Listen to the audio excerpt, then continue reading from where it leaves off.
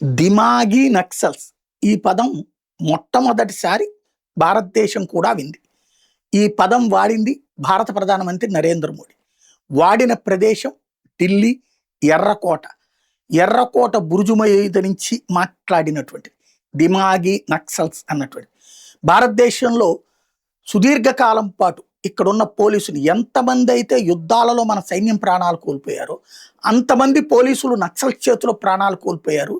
అలాంటి నక్సలిజాన్ని అంతం చేసాం, ఉగ్రవాదాన్ని కంట్రోల్ చేస్తున్నాం. కానీ ఆ భావజాలికులు ఎవరైతే ఉన్నారో ఆ భావజాలికులు బహిరంగంగా తిరుగుతున్నారు. దిమాగి నక్సల్స్తో జాగ్రత్తగా ఉండండి. అంటే మానసికంగా వాళ్ళు లెక్చరర్ అయ్యి ఉండొచ్చు, టీచర్ అయ్యి ఉండొచ్చు, ప్రొఫెసర్ అయ్యి ఉండొచ్చు, డాక్టర్ అయ్యి ఉండొచ్చు, ఇంకొకళ్ళు అయ్యి ఉండొచ్చు. ఈ దిమాగి నక్సల్సే కాదు, దిమాగి టెర్రరిస్టులు కూడా. అంటే ఇప్పుడు ఫర్ ఎగ్జాంపుల్ డాక్టర్స్ మాడ్యూల్ ఉంది పూణేకి సంబంధించి. ఏం తేలారు? వాళ్ళంతా కూడా డాక్టర్లుగా చదువుకున్నారు, ఈ దేశపు చదువులే చదువుకున్నారు, ఇక్కడ ఉద్యోగాలే చేస్తున్నారు, ఇక్కడ పిల్లలే, ఇక్కడ పుట్టినటువంటి వాళ్ళే. కాశ్మీర్ వాళ్ళు చెప్పారని వాళ్ళతో అలవాటు పడి అందులో అమ్మాయితో లింక్ అయినటువంటి డాక్టర్ వాడు చస్తూ ఢిల్లీలో పేలుడు సృష్టించాడు.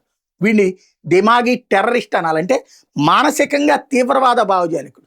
వీడికి సపోర్ట్ చేసినటువంటి మిగతా డాక్టర్లందరూ మానసిక తీవ్రవాద ముఠ అన్నమాట.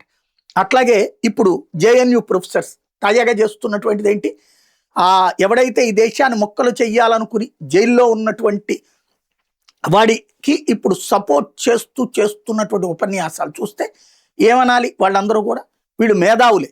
మేధావుల ముసుగులో దేశ వ్యతిరేకతని యువతలో నూరిపోస్తూ అదే సందర్భంలో దేశం మొక్కలైతే తప్పు లేదని మనల్ని మోటివేట్ చేసే ప్రయత్నం చేస్తున్నారు. అట్లాగే దేశంలో జరుగుతున్న డెవలప్మెంట్ గురించి నిరంతరం నెగిటివ్గా ప్రచారం చేస్తూ చిన్న చితక ఇష్యూస్ని హైలైట్ చేస్తూ రెచ్చగొడుతూ వ్యక్తులని చెడగొడతా యువతరాన్ని చెడగొట్టేటటువంటి కాక్రోచ్ జనతా పార్టీ దిమాగ్ నక్సల్సే. అదే సందర్భంలో కమ్యూనిస్టులు దిమాగి నక్సల్సే. ఇదే విషయాన్నే ఇప్పుడు ప్రధానంగా ప్రస్తావించుకొచ్చారు నరేంద్ర మోడీ.